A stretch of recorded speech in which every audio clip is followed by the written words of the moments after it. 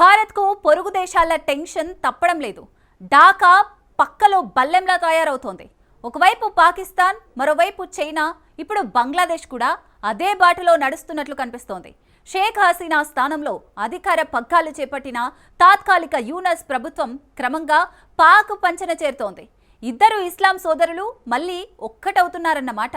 బంగ్లాదేశ్, పాకిస్తాన్ సైన్యాల మధ్య సంబంధాలు బలపడుతున్నాయి. సీమాంతర ఉగ్రవాదం వైపు అడుగులు వేస్తోంది బంగ్లాదేశ్.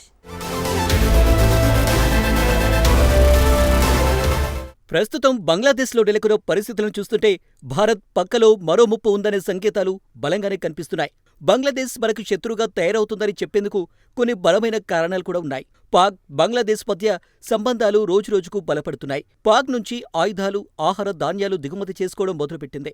బంగ్లాదేశ్ను తప్పిపోయిన తమ్ముడిగా పాక్ నేతలు అభివర్ణించారు. బంగ్లాతో సంబంధాలను గాడిన పెట్టే ప్రయత్నాల్ని కొనసాగిస్తూనే ఉంది.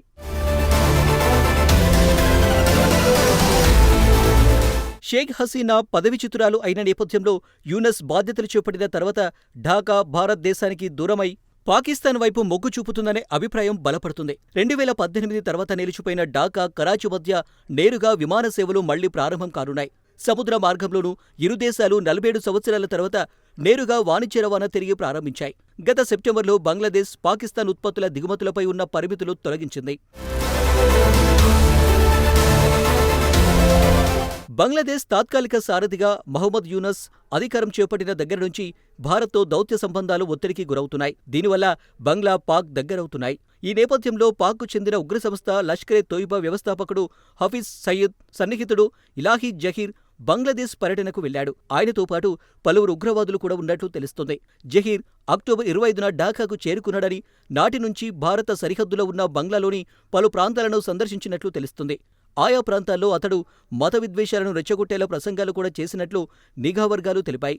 కశ్మీర్ గురించి కూడా ప్రస్తావించినట్లు తెలుస్తోంది. మరో 12 రోజులు బంగ్లాలోనే ఉండనున్న హఫీజ్ సయీద్ సన్నిహితుడు నవంబర్ 6, 7 తేదీల్లో రాజ్షాహీల్లో జరిగే భారీ ఇస్లామీ సమావేశంలో పాల్గొననున్నట్లు తెలుస్తుంది.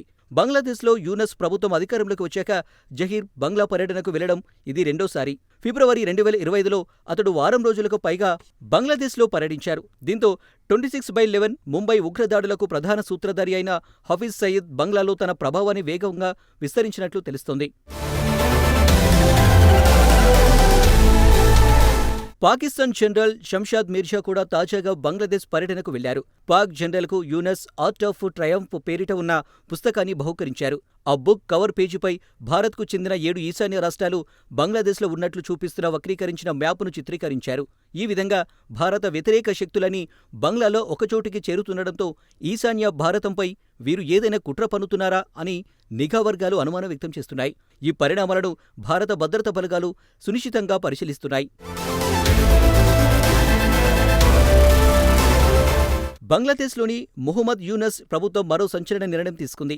7 ఏళ్ల క్రితం అప్పటి హసీనా సర్కార్ ఇస్లామిక్ ప్రచారకుడు జకీర్ నాయక్కు బంగ్లాదేశ్లోకి ఎప్పటికీ ప్రవేశం లభించదని ప్రకటించగా, దీనికి భిన్నంగా యూనస్ ప్రభుత్వం నిర్ణయం తీసుకుంది. నవంబర్ 28, 29 తేదీలలో ఢాకాలో జరిగే చారిటీ కార్యక్రమానికి జకీర్ నాయక్కు బంగ్లాదేశ్ ప్రభుత్వం ఆహ్వానం పలికింది. భారత్లో మనీ లాండరింగ్, ఇతర నేరాలకు పాల్పడి విదేశాలకు పారిపోయిన వివాదాస్పద మతబోధకుడు జకీర్ నాయక్ సైతం బంగ్లాకు వెళ్లనున్నట్లు తెలుస్తోంది. వివాదాస్పద ఇస్లామిక్ ప్రచారకర్త జాకిర్ నాయక్పై భారతదేశంలో మనీ లాండరింగ్తో పాటు పలు విద్వేషపూరిత ప్రసంగాలు చేశారనే ఆరోపణలున్నాయి. ఇదే విధంగా జాకిర్ నాయక్కు బంగ్లాదేశ్లోకి ప్రవేశం లేదని ప్రకటించిన బంగ్లాదేశ్ ఇప్పుడు 7 ఏళ్ల తర్వాత తన నిర్ణయం మార్చుకోవడం వివాదాస్పదంగా మారింది. 2016 జూలైలో రాజధాని ఢాకాలోని హోలీ ఆర్టిసన్ బేకరీ కేఫ్పై దాడి వెనుక జాకిర్ నాయక్ ప్రమేయముందనే ఆరోపణలు వినిపిస్తున్నాయి. ఈ దాడిలో పాల్గొన్న 2 ఉగ్రవాదులు జాకిర్ నాయక్ బోధనలతో ప్రేరణ పొందారనే వార్తలు వెలువడ్డాయి. ఈ నేపథ్యంలోనే అప్పటి ప్రభుత్వం జకీర్ నాయక్ను బంగ్లాదేశ్లోకి ప్రవేశించకుండా నిషేధించింది. భారతదేశంలోని ఎన్ఐఏ జకీర్ నాయక్పై ఉగ్రవాదం, మనీ లాండరింగ్ తదితర ఆరోపణల కింద దర్యాప్తు చేస్తుంది. ఢాకాలో ఉగ్రవాద దాడి తర్వాత అతను ఆ దేశం నుంచి పరారయ్యాడు. ప్రస్తుతం మలేషియాలో తలదాచుకున్న Zakir Naik spark event management నిర్వహించే చారిటీ కార్యక్రమంలో పాల్గొనేందుకు నవంబర్ 28, 29 తేదీలలో బంగ్లాదేశ్కు రానున్నారు. ఈ కార్యక్రమం ఢాకాలోని అగర్గావ్ ప్రాంతంలో జరగనుంది. వివిధ మత సమూహాల మధ్య శత్రుత్వాన్ని ప్రోత్సహించారనే ఆరోపణలతో 2016లో ఎన్ఐఏ తొలిసారిగా ఉగ్రవాద నిరోధక చట్టాల కింద జాకిర్ నాయక్పై కేసు నమోదు చేసింది. బంగ్లాదేశ్లో US special forces officer Terrence Jackson అనుమానాస్పద రీతిలో మరణించాడు. ఈ ఘటనతో బంగ్లాదేశ్ భారత్కు వ్యతిరేకంగా మారుతుందని అనేక సందేహాలు తలెత్తుతున్నాయి. US special forces officer Terrence Jackson బంగ్లాదేశ్లో చనిపోయాడు. అతడి మరణం మిస్టరీగా మారింది. అనుమానాలకు దారితీసింది. యూనస్ తాత్కాలిక ప్రభుత్వం కావాలనే భారత్తో కయ్యానికి కాలు దువ్వుతుంది.